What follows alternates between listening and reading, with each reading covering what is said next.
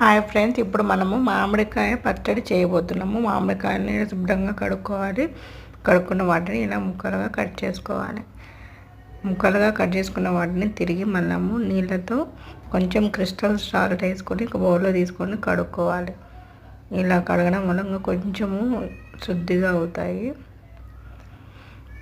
దాని తర్వాత మనము ఎండుమిర్చిని తీసుకొని ప్యాన్లో వేడి చేసుకోవాలి. ఎండలో ఎండుమిర్చి ఉంటే తొందరగా ఫ్రై అవుతుంది. ఎందుకంటే ఇప్పుడు మనం బయట కొన్నది కొంచెం మెత్తగా ఉంటాయి కాబట్టి తొందరగా మిక్సీలో గ్రైండ్ అవ్వదు కనుక